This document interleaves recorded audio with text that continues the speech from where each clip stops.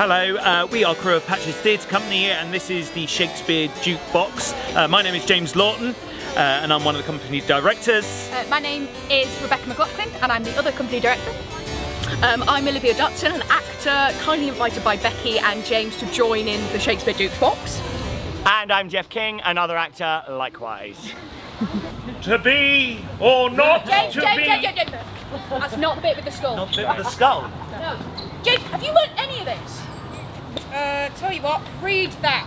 Thank you. Welcome, ladies and gentlemen. We would like to present to you today a selection of the finest scenes and speeches from Shakespeare. We have divided Shakespeare's large arse. Turn it over! Oh, Peter, large arsenal of plays between us, so we can present to you your favourite pieces from Shakespeare. Ready? Drum roll, please. As you like it! Yay! We had to get a mention, let's be honest. All the world's a stage, and all the men and women merely players. They have their exits and their entrances, and one man in his time will play many parts, his acts being 7 ages. At first, the infant, newling and puking in the nurse's arms. Then the schoolboy, with his satchel and shining morning face, creeping like snail unwillingly to school. And then the lover, sighing like furnace, with a woeful ballad made to his mistress's eyebrow. Then the soldier, full of strange oaths and bearded like the pard, jealous in honour, sudden and quick in quarrel, seeking the bubble, reputation, even in the cannon's mouth. And then the justice, in fair round belly with good cape and line, full of wise saws and modern instances. And so he plays his part. The 6th age shifts into the lean and slippered pantaloon. With spectacles on nose and pouch on side, his youthful hose well saved, a world too wide for his shrunk shank, and his big manly voice turning again towards childish treble, pipes and whistles in his sound. Last scene of all, that ends this strange eventful history, is second childishness, a mere oblivion. Sans teeth, Sans eyes. Sans taste, sans everything. Right, so what are we going on to next? Here we go. Go on, Becky, what are we doing? Julius Caesar. He was my friend, faithful and just to me. But Brutus says he was ambitious, and Brutus is an honourable man. Hamlet. Hamlet! Excellent. So, a little bit serious, we're going to drop down the tone for a minute, and we're going to talk about Hamlet and his famous speech, where he muses over life and death, and what happens after death, and if we're dead, is it like dreaming? And what happens if that dream's a nightmare? Surely it'd be better off to be living after all. To be or not to be? That is the question.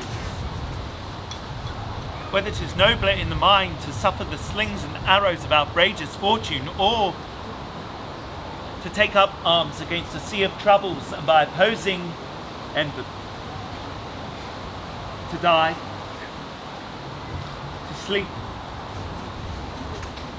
no more. And by a sleep to say we end the heartache and the 1,000 natural shocks that flesh is heir to. 'Tis a consummation devoutly to be wished. To die. To sleep. Oh, to sleep. Perchance to dream. Aye, there's the rub. For in that sleep of death, what dreams may come when we have shuffled off this mortal coil, must give us pause. There's the respect that makes calamity of so long life. For who will bear the whips and scorns of time? The oppressor's wrong, the proud man's contumely, the pangs of despised love. The laws delay, the insolence of office, and the spurns that patient merit of the unworthy take, when he himself might his quietus make with a bare bodkin. Who would these fardels bear to grunt and sweat under a weary life? But the dread of something after death. The undiscovered country from whose bourne no traveller returns puzzles the will and makes us rather bear the ills we have than fly to others that we know not of. Well, has conscience doth make cowards of us all? And thus the native hue of resolution is sicklied o'er by the pale cast of thought, and enterprises of great pith and moment with disregard their currents turn awry and lose the name of action. Thank you very much. Ah, go on then. Go on. Let's see, what have we got? Be something random. Midsummer Night's Dream!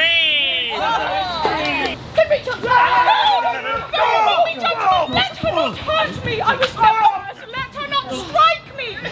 You may think perhaps because she is something lower than myself that I can match her. Lower? Hark again! No! Good Hermia, do not be so bitter with me. I evermore did love you, Hermia. Go away. I evermore did love you, Hermia. Did ever keep your counsels, never wronged you. Oh, save that.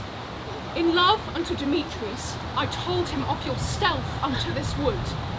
He followed you, for love I followed him. You see now how simple and how fond I am. Why, get you gone? Who is it that hinders you? A foolish heart which I leave here behind. What, with Lysander? With Demetrius. Be not afraid! Helena, she shall not harm thee, sir. Oh, when she is angry, she is shrewd and keen. She was a vixen when she went to school, and though she be but little, she is fierce. Little again, nothing but low and little. I'm gonna pick one. There we go. Richard II! Richard II? Oh, I like this one. Oh, for God's sake, let us sit upon the ground and tell sad stories of the deaths of kings. How some have been deposed, some slain in war, some haunted by the ghosts they have deposed, some poisoned by their wives, some sleeping killed, all murdered. For within this hollow crown, which rounds the mortal temples of a king, keeps death his court. And there the antic sits, scoffing his state and grinning at his pomp, allowing him a breath, a little scene, to fear, monarchize, be feared and kill with looks, as if this flesh, which walls about our life were brass impregnable, and humoured thus, comes at the last, and with a little pin, bores through its castle walls. Farewell, king. It is very popular today. 12th night! Ooh. Why, how dost that, man? What is the matter with thee? Not black in my mind, though yellow in my legs. We did come to his hand, and commands shall be executed. I think we know the sweet little Roman hand. Will thou go to bed, Malvolio?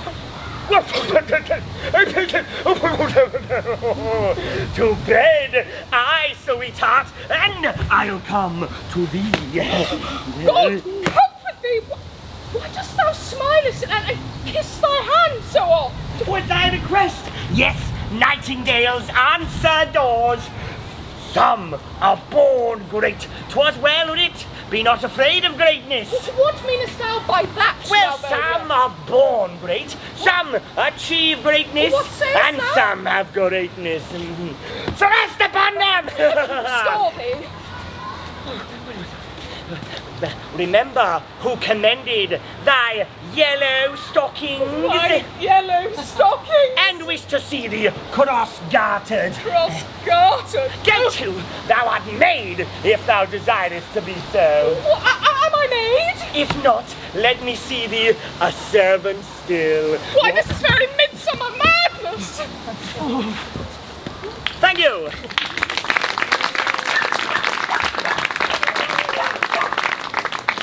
All right. Ladies and gentlemen, welcome. Us crew of Patches now proudly present the most abridged version of Macbeth you have ever seen. All right. Fair is foul and foul is fair. Hover through the fog and filthy air. A drum! A drum! Macbeth doth come. Though we ancestors, hand in hand, poster of the sea and land, thrice to go about, thrice to thine and thrice to mine, and thrice again to make up nine. Peace, the charms wound up.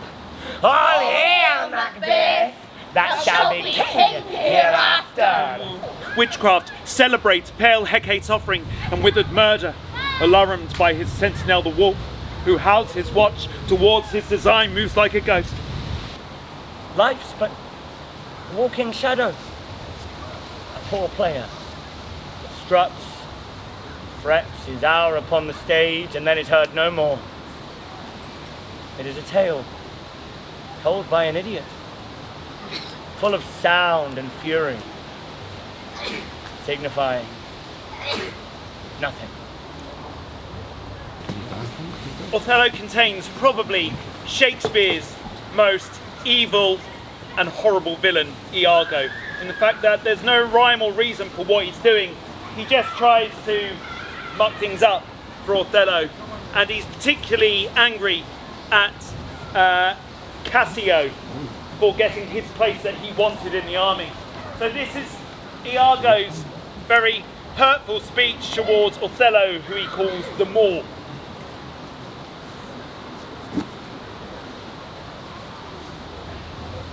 I hate the Moor, and it is thought abroad has twixt my sheets, he's done my office. I know not if it be true, but I, for mere suspicion in that kind, will do as if for surety. He holds me well, the better shall my purpose work on him. Cassio's a proper man. Let's see now. To get his place and to plume up my will in double knavery. How? How? Let's see. After some time to abuse Othello's ear that he is too familiar with his wife. He is a person and a smooth disposed to be suspected, framed to make women false. And the Moor is of a free and open nature that thinks men but honest that but seem to be so, and is tenderly led by the nose as asses are. I have it. It's engendered. Hell and night bring this monstrous birth to the world's light.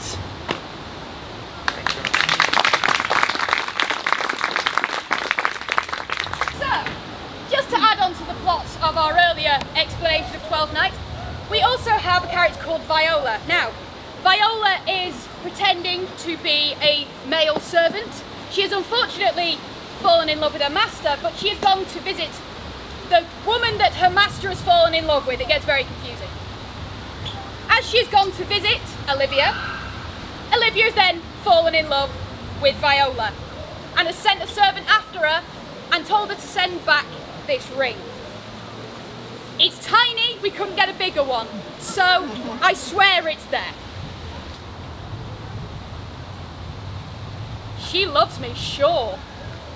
The cunning of her passion invites me in this churlish messenger. None of my lord's ring, why he sent her not. I am the man. And if it be so as 'tis, poor lady, she were better love a dream.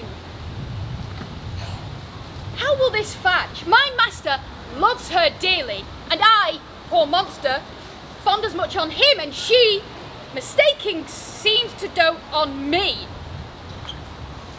What will become of this? As I am man, I am wont for my master's love. As I am woman, now alas the day, what thriftless sighs shall poor Olivia breathe? Time, thou must untangle this, not I. It is too hard a knot for me to untie. Taming of the Shrew. Oh, lovely. Excellent, right, Taming of the Shrew, guys.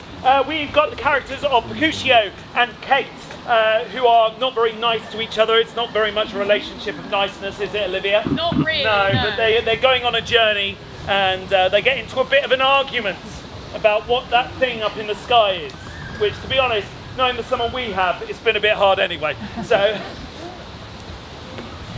come on, in God's name, and once more towards our father's house.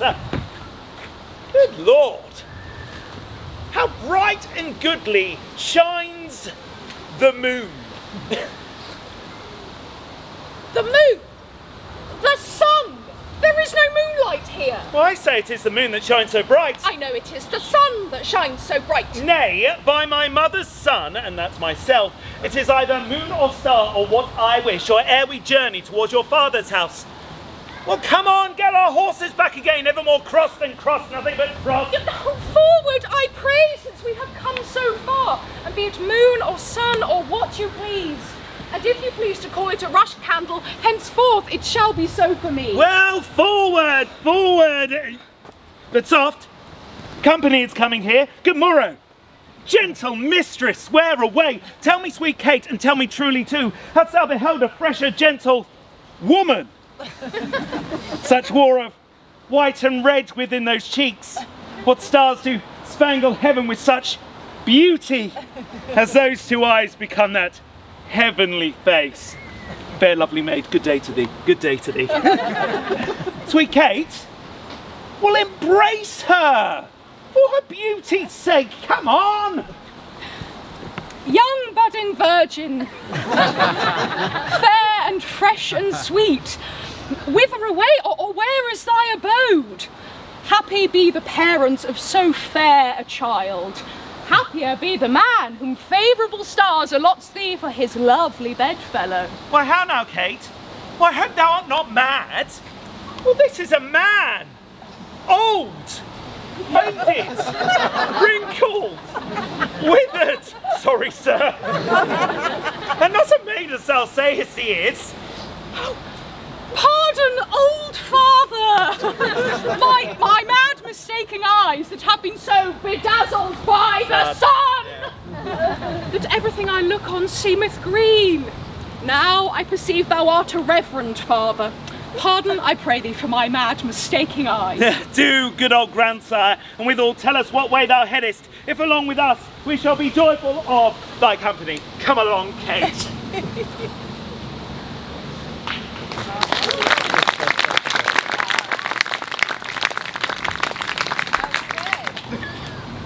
As you like it. No, faith, proud mistress, hope not after it. 'Tis not your inky brows, your black silk hair, your bugle eyeballs, nor your cheek of cream that can attain my spirits to your worship. You, foolish shepherd, wherefore do you follow her like foggy south, puffing with wind and rain? You are 1,000 times a properer man than she a woman. 'Tis fools such as you that makes the world full of ill-favoured children.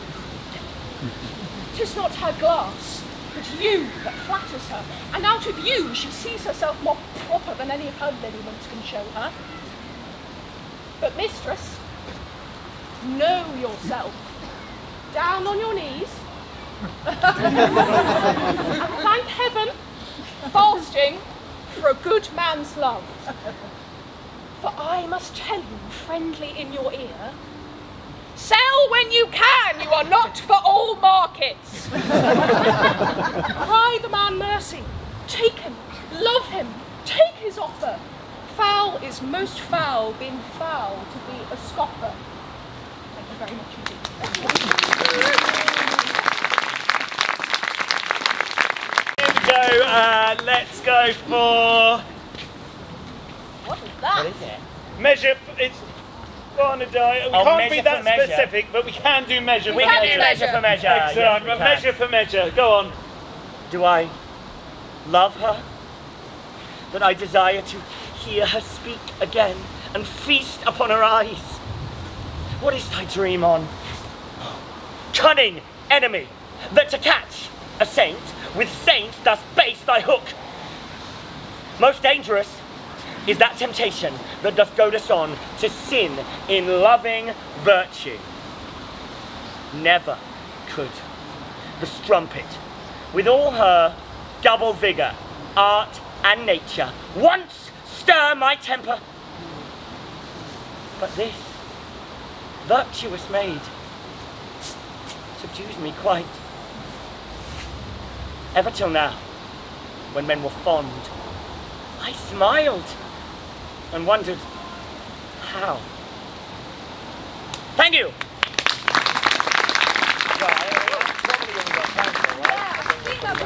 Yeah. Right, Thank you, everybody. so thank you everybody for coming to watch us. It's amazing. No, to have hold such- on, What? hold on. What? Got one, didn't we? What? What do we forget? Well, right at the beginning, you picked out one man. It said the whole of Romeo and Oh, Juliet. no. We're supposed to forget about that one. I'm not being funny. We have literally got like 5 minutes. We can't do the whole of Romeo and Juliet. in Wait a 5 minute. minutes. We could give it a go. We could blag it. I mean, we all know the story, don't we? Why don't we do this? So, Becky, why don't you be Juliet? Right. James, you can be Romeo. Yep. Olivia, you just play everyone else. It's fine. We'll work it out. We'll get through it. Yeah. Look, I'm really sorry. I'm not playing Juliet. Why? I've had enough of it. I'm not doing it again. You're going to ruin this for everyone, Becky. James, I am not playing Juliet. Get over it. Well, What? What? I'm not going to play Juliet either. I only know the prologue. Hang on a minute. You knew every word, didn't you you? did say that. Yeah, I try and avoid the popular ones. You know, they get a bit repetitive. See, don't this they? is what I mean. Well, Boring. Who's going to... Becky, What? you can play Romeo. No, but who's going to play Romeo? Then Yeah. who's going to play Juliet? No, I can't do it. Oh, Don't can't have do a it? wig. Oh, Don't have a well, wig. Can't do say it. that. Oh, that's such a shame. Oh, look, here's a bonnet. Haha. I don't want to see this. Yeah, they do. You want to see this, don't you guys? Yes. Ladies and gentlemen, Crew of Patches proudly presents the whole of Romeo and Juliet in 5 minutes. Thank you very much. Two households, both alike in dignity, in fair Verona where we lay our scene. The fearful passage of their death-marked love and the continuance of their parents' rage, but with their children's end naught could remove, is now the 5 minutes traffic of our stage. The which, with you with patient ears attend, what here shall miss, our toil shall strive to mend. Do you bite your thumb, sir? I do bite my thumb, sir. Do you bite your thumb at us, sir? I do bite my thumb, sir, but not at you, sir. Ah! Oh no, the prince! If ever you disturb our streets again, your lives shall pay the forfeit of the peace. I'm in love with Rosalind. Never mind. Let's sneak into the Capulets party. Yeah.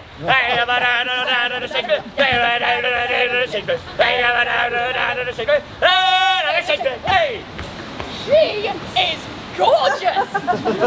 If I profane with mine unworthiest hand this holy shrine, the gentle sin is this. My lips to blushing pilgrims ready stand to smooth that rough touch with a gentle kiss. Good pilgrim, you do wrong your hands too much. And which manly devotion show is this? For saints have hands that pilgrims' hands do touch, and palm to palm is holy palmer's kiss. Have saints not lips and holy palmers too? James, I'm not kissing He's got you. to, it's part of the Absolutely scene. not. It's fake, no, you've got I'm not to doing do it. Action! Any time today, James. It'll do. But stop! What light through yonder window breaks? It is the east, and Juliet is the sun. See how she leans a hand upon her cheek. James, hand! Cheek, thank you. Oh, But that I were a glove on that hand, that I could touch that cheek. Oh, Romeo, Romeo, wherefore art thou, Romeo? Deny thy father and refuse thy name, or if thou wilt not be but sworn my love, and I'll no longer be a Capulet. I take thee at thy word. Call me but love, and I'll be new baptized. Henceforth, I shall never be Romeo. My lips have not yet drunk 100 words of that tongue's sound, and yet I know art thou not Romeo and the Montague? Ah, ye the fair saints be the needest like. How camest thou hither, and tell me and wherefore? The orchard walls are high-ish and hard to climb, and the place death considering who thou art, if any of my kinsmen should find thee here. With love's light wings did I perch these walls, for stony limits cannot hold love out. And what love can do that dares love attempt, therefore thy kinsmen are no let to me. I would not for the world they saw thee here. Good night, as sweet repose and rest come to thy heart as that within my breast. Juliet! Ah, would thou leave me so unsatisfied? Ah, and what satisfaction can thou have tonight? The exchange of thou love's faithful vow for mine. I did give thee mine before thou didst request it, and yet I would it were to give again. Juliet! Ah, anon, good nurse! Good night, parting is such sweet sorrow that I must say good night till it be morrow. Act 3. Act 3! Mercutio, what wouldst thou have with me? Good king of cats, nothing but one of your 9 lives. Ah! Ha, ha, ha, ha, ha, ha, ha! A plague on both your houses, they have made worms meat of me. Mercutio slain. Either thou or I or both must go with him. Ha, ha, ha, ha, ha, ha. There, that works. Great. All good? Yep, good. Romeo, you are banished. Act 4! Hello, father! I'm your father, and I say you must marry Paris. Oh no! It's the friar!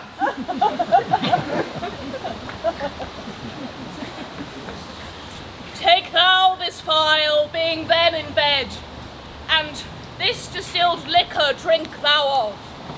When presently through all thy veins shall run a cold and drowsy humour.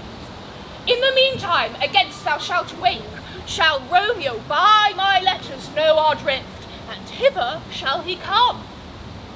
Act 5! Wait a minute, I'm not done yet. Oh, my love, my wife, death that hath sucked the honey of thy breath. Hang on. We only have one, so, you know, shame Caroline. Here's to thy love. Oh, true apothecary, thy drugs are quick thus. I die. Where is my Romeo? Oh, what's here? Oh no! A cup enclosed in thy hand. Up in dead we are. A cup closed in thy hand. Poison hath been thou untimely end. Yea, annoys, I'll be brief, and thou, happy dagger, thank you, happy dagger, thy sheath, and thou rust as I die.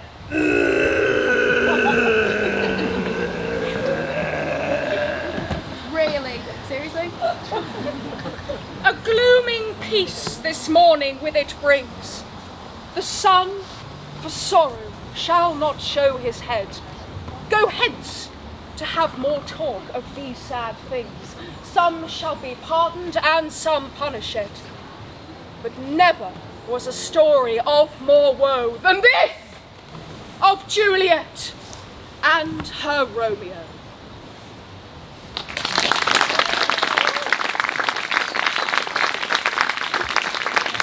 Ladies and gentlemen, we have been through a patches. Thank you very much.